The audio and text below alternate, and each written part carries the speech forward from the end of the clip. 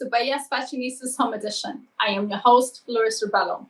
It is a pleasure to have you join us on this beautiful afternoon. We trust that you and your loved ones are well and staying safe. In today's Bella's FireSide chat conversation, we welcome award-winning actress, TV, film, and digital producer, real estate stager, and interior designer, founder, and owner of JCL Staging and Design, a staging and design firm rapidly growing into a bold and well sought out brand by top producing real estate brokers in the luxury residential market in New York City. Please join me in welcoming former Bella's Trailblazer Latina and Hondureña Julia Carias-Linares. Julia, thank you so much for joining us today. Oh, thank you so much for having me today. It's wonderful to see you, and it's wonderful to be here. Thank you. It is a pleasure to welcome you back into our home studio, Julia. As you know, everyone, Julia was our season episode 3 of Bella's Trailblazer back in 2018. Julia, it has been such a long time. I know. I can't believe it's been already, oh my God, what, 2 years going into 3, right? Yes. What an incredible time and year. Everyone, Julia at the time was working as an executive producer at A&E Networks. And also she had started with her company, JCL Interior Design. Now, Julia, tell us more about yourself and what it is that you do. Like you mentioned, I wear multiple hats. I've been fortunate enough that I have experienced so many different things, from being an artist to being a producer, and now segueing into a stager and designer, and just being an all-out entrepreneur, right? After leaving corporate America, which was, you have, you're working a stable job, you have security, and then made the decision to launch my staging and design business. And the way that happened was sort of, not by accident, because I don't think anything is an accident, but it was just interesting. We had the network had canceled show with a big brand, a lifestyle show, and they brought in all the furniture to the headquarters, sold it to the employees for a fraction of the price. And the idea was that anything sold during that sale would go back to charity. And so I bought quite a few pieces and revamped my home. And then at the time I was doing home shows I had helped launched their lifestyle network, and we were doing home shows, we were doing food shows, and it was sort of a natural thing because I had always been a fan of home shows. And so I remember mentioning to someone, a cousin of mine who's a contractor, that I wanted to have a staging and design business. And I got to tell you, be careful what you wish for, because you might just get it. Literally 2 weeks later, I got my first referral, and I got my first job within like 3 weeks of, saying that I wanted to do that. So yeah, it's been quite an experience. And then, sort of juggling, right? Because that was sort of like the side hustle, juggling. And we started getting busier and busier, and things were changing at the network. And I said to my husband, I said, I think I'm going to do this full time. And of course, him being the numbers guy, he was like, wait a minute, are you sure? And I said, it feels right. We're getting very busy. Let's see what happens. And I actually, I said, God, send me a sign that this is the right move, because of course you still want to be responsible. You want to do what you love to do, right? But you still want to be responsible at home. And I got to tell you, this happened on a Tuesday. On a Sunday, I get a phone call from the last real estate broker I had worked with. And she said, are you sitting down? We've been featured in the New York Times. So it was very, very exciting, and a blessing. And so that's when we decided, like, well, maybe this is the right move. right? And I took a leap of faith. Welcome to the boat. Yeah, I went through not the similar process that you went through, but it's very, very similar. When I left the 9 to 5 to be right. going independent, and it has been blessedly, I would say, 8 years, eight plus Amazing. years that I've been independent.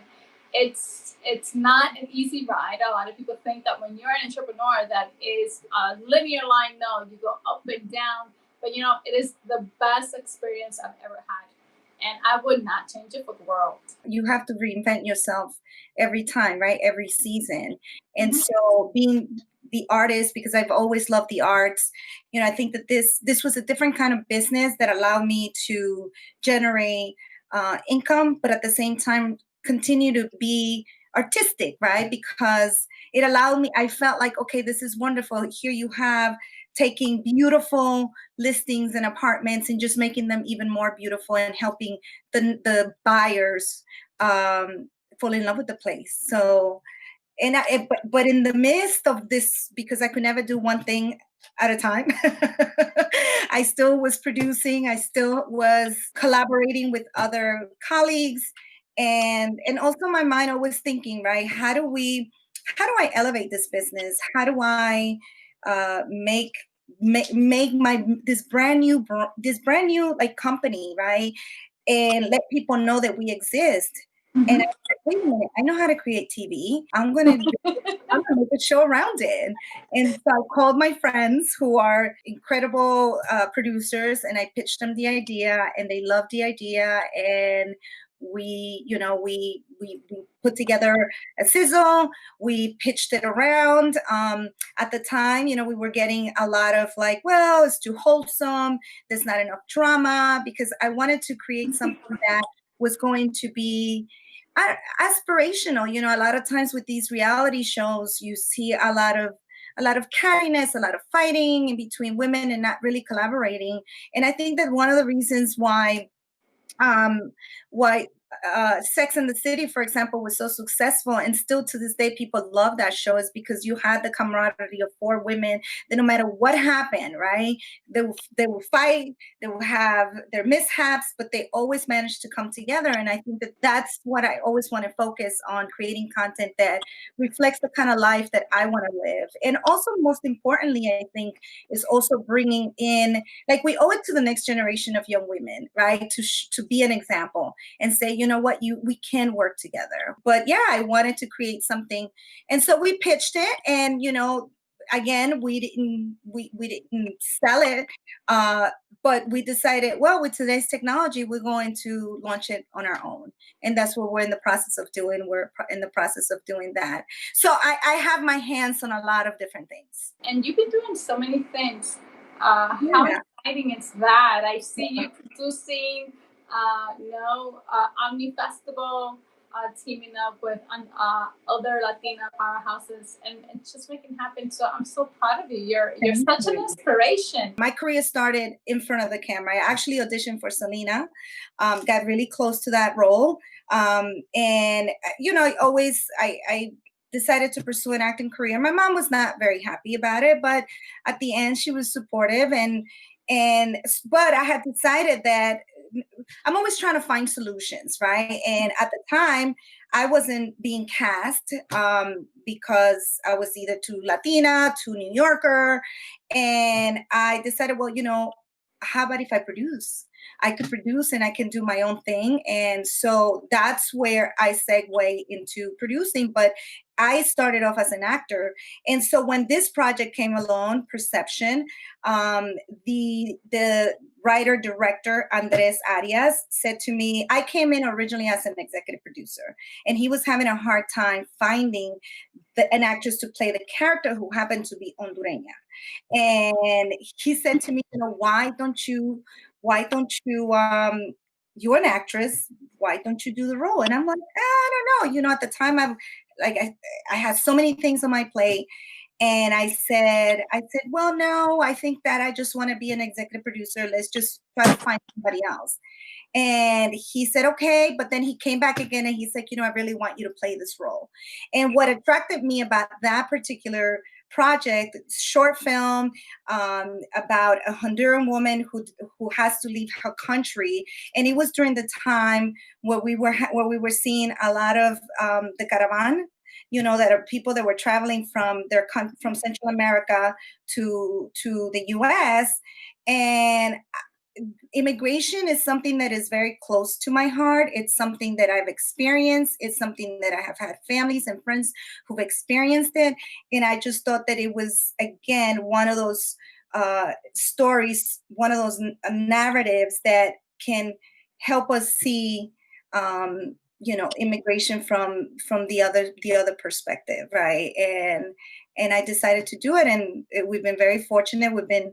We've been nominated for 20 awards, and we won 14 of those awards, and 2 of them were for Best Actress. So I'm excited, I'm proud, and I just have been very fortunate to work with wonderful professionals that know how to execute it and bring it home. What is JCL Staging and Design? JCL Staging and Design is a boutique firm working with the luxury real estate market.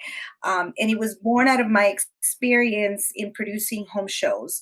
And the goal here is to create a multi-million-dollar firm that will service that market. Could you tell us your experience when COVID hit and how you have been able to pivot on the virtual transition as we are? Just like many businesses, we had to come to a complete stop. And obviously, our job is going into spaces and recreating and reinventing those spaces. But once, obviously, some of the things that we did is trying to stay in touch with people, trying to learn while we were at a pause, right? Figuring out who else in our industry, what else were they doing, trying to get as much information, trying to learn and utilize that time to educate ourselves, right? And then once they started opening up,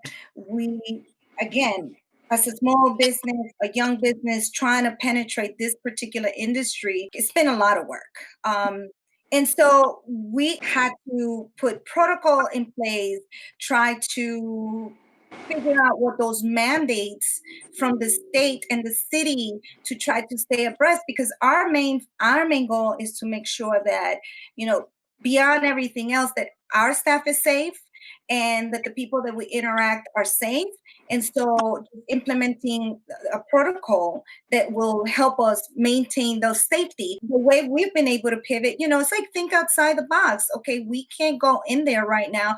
What else, right? What else can we do? And so we're working and trying to figure out collaborations with other small businesses and other businesses that we can, go into partnerships. And one of the things that we're thinking is having our own accessory line, the JCL accessory line. And then eventually, like, my goal have always been like, maybe there's room to be to have a furniture line. And so, you start off slow and small. But yeah, those are the things we have to reinvent ourselves, right? And then also in the meantime, figuring out like maybe art, collaborating with some artists who have said to us, if we can place some of the art in your listings, you get, creating other revenue streams. And that's what we've been trying to do. It's only been but a couple of weeks, right? Less than a month since we've opened, that we've been able to go into these spaces. But yeah, that's what we're doing. And hopefully, again, shooting the show, and that's another way, another business. And that's what we're trying to do. Just kind of pivoting and making sure that our staff and the people that we interact and that are safe, number one, but also to ensure that we're creative, right? If this happens to us again, God forbid, anything, we know that there are multiple revenues of, stream of revenue in our portfolio. So always diversifying. I think that's always been my thing, making sure that we diversify. And in the midst of all this, also I have a production company that I'm also running. So I'm running two businesses here, and it's crazy. It's a lot of work, But yeah, it's figuring out ways of collaboration, partnerships, and just how do we reinvent ourselves in a way that we can utilize technology, and we're even thinking maybe tapping into the digital staging. We will take a quick break, and when we return, Julia will discuss, despite COVID pandemic, how she and her team were able to pivot throughout this pandemic. Don't go anywhere.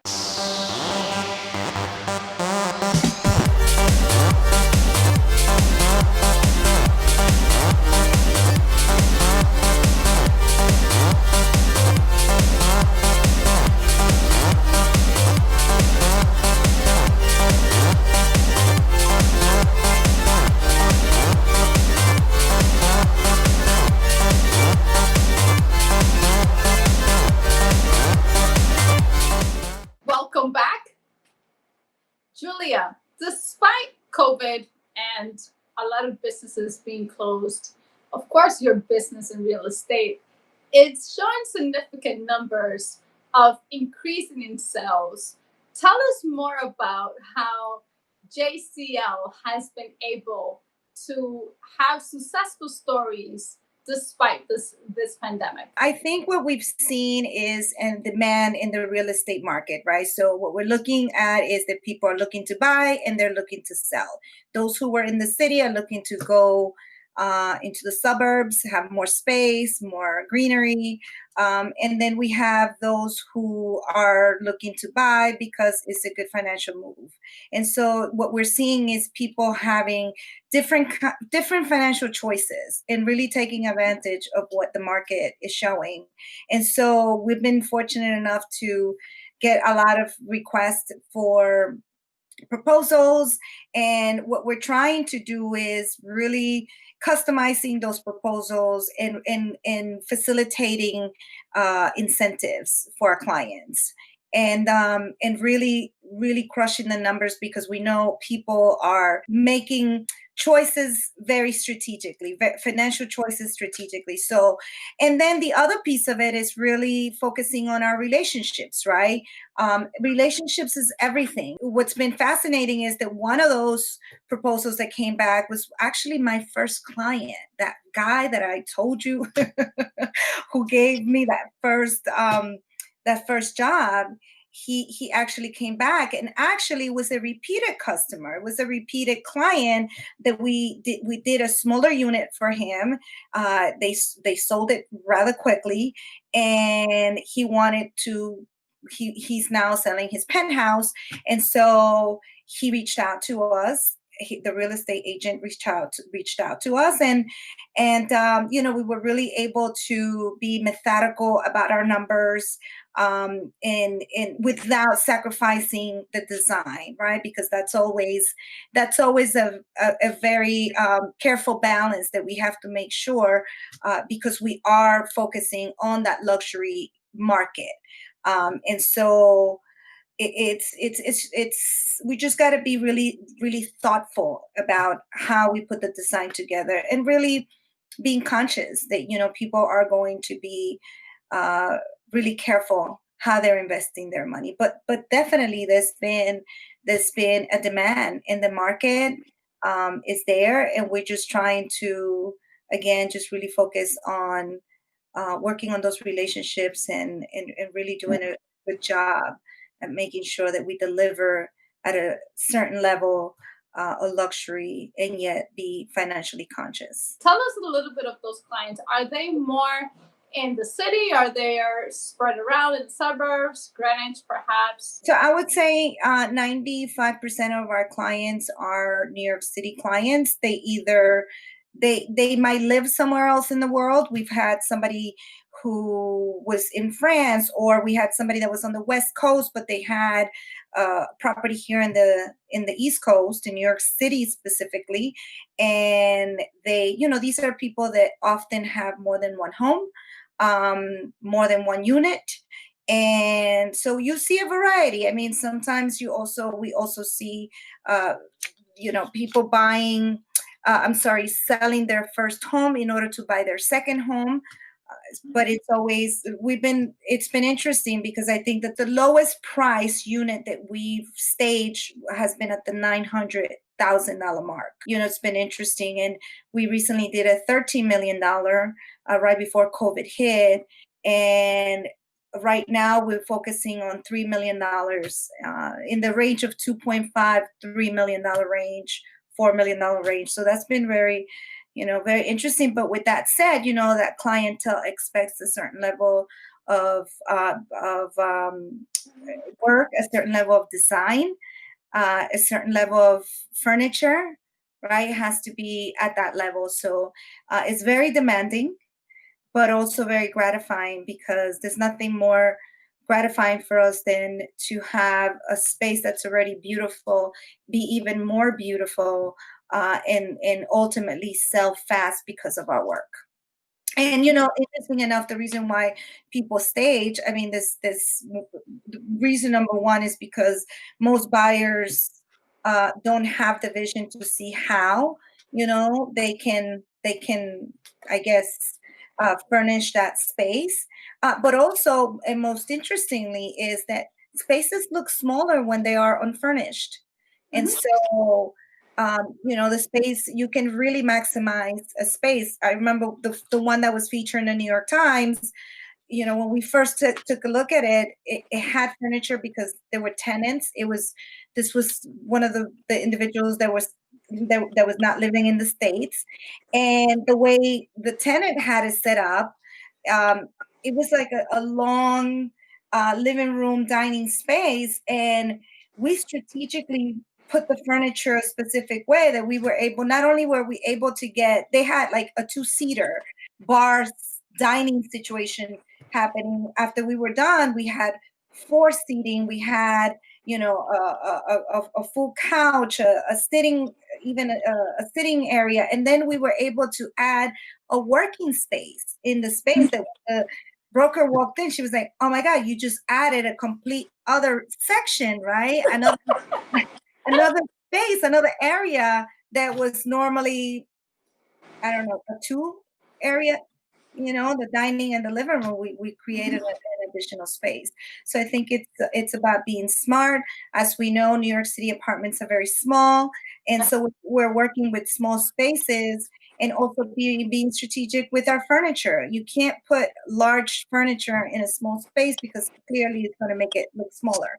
So using a lot of glass, using a lot of mirrors, using a lot of, light colors, because that will impact the way we visually see the space. So it's really being, putting in those skills, those design skills into play, and really looking at the space no different than you would look at a movie. You want to appeal to the masses. And so that is no different. As a stager, you want to appeal to the masses. Tell us about the recent work that you did that I actually saw on your social media, where you were able to set up the stage for a video promo. When we think about how do we pivot, right? You ask that question, and it's really looking outside the box, right? Our bulk of the work comes from real estate, but my background in television and film, here is another opportunity. So I've been able to, again, tap into those relationships